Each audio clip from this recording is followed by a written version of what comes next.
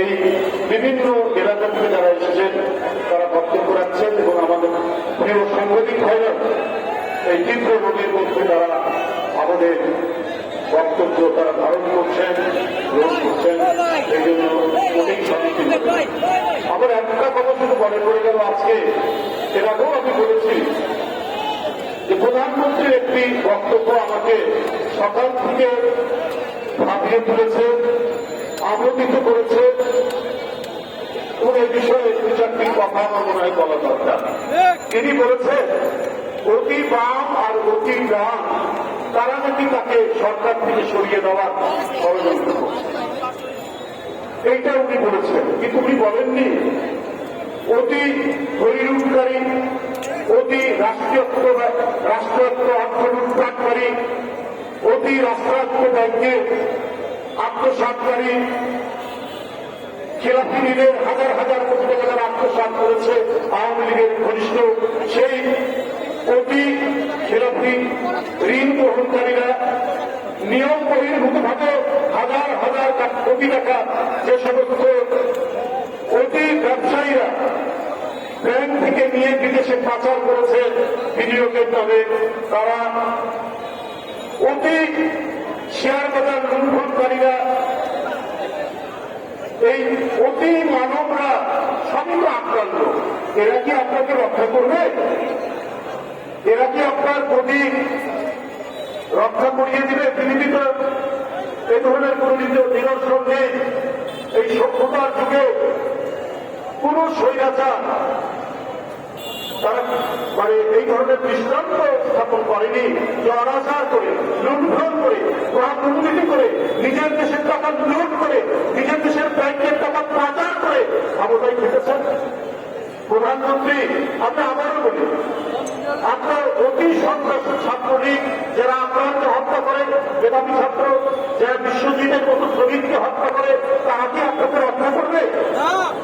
আপনার অতি সন্ত্রাসী যুবলীগ যারা টেন্ডারবাজি করছে, যারা বিভিন্ন জায়গায় মানুষের জায়গা জমি বসতবাড়ি দখল করছে, তারা কি আপনাকে রক্ষা করবে প্রধানমন্ত্রী?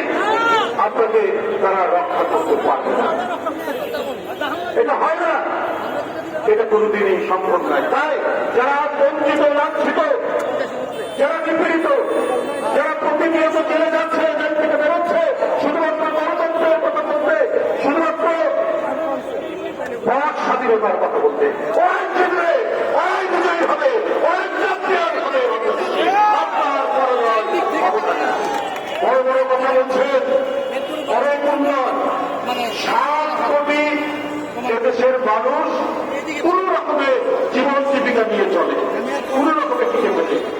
এর মধ্যে 85% অর্থাৎ 6 কোটি মানুষ তাদের যা কর্মসংস্থান, এটা অত্যন্ত ভালনারেবল, এটা অত্যন্ত সঙ্গীন অবস্থা।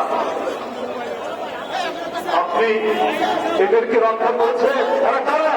এরা রিক্সাওয়ালা, এরা ভ্যানওয়ালা, যারা ফেরি করে চা বিক্রি করেন তারা, যারা সেলসম্যান তারা, এবং যারা জমিতে দিনমজুর তারা। এদের কোন রাষ্ট্রীয় নিরাপত্তা নেই, এদের কোন সামাজিক নিরাপত্তা নেই, এদেরকে সরকার কোন প্রোটেকশন দেয় না। এদের কি হবে? আজকের মে দিবসে কোথায় উন্নয়ন? আপনি পদ্মা সেতু দেখিয়ে, আপনি ফ্লাইওভার দেখিয়ে, আপনি মেট্রো রেল দেখিয়ে, আপনি কি করে এই দুর্যোগের মধ্যে, এই ক্ষুধা অনাহারের মধ্যে, এই অতি মূল্যস্ফীতি, এই অতি দ্রব্যমূল্যের দামের মধ্যে আপনি নিজেকে টিকিয়ে রাখবেন? প্রধানমন্ত্রী আপনাকে সমালোচনা করলে এই যে এখন যেমন উত্তপ্ত রৌদ্র, এই ভয়ঙ্কর রৌদ্র, এই রৌদ্রে আপনার মাথাতে এমনি গরম থাকে। কত খুনের যে এদেশে ঘটেছে সেটা কার নির্দেশে আমরা জানি, কিন্তু আপনার কথা আমরা জানি যে আপনিও বিরোধীর মতো সবসময় ঘুরতে থাকে, বিরোধী দলকে দমন করতে, গণতান্ত্রিক শক্তিকে দমন করতে। আর সেই দিন আসবে না। এবার জনগণের অতিরিক্ত শক্তি এই স্বৈরাচারের বিরুদ্ধে প্রয়োগ হয়ে গণতন্ত্রের বিজয় নিশ্চিত হবে।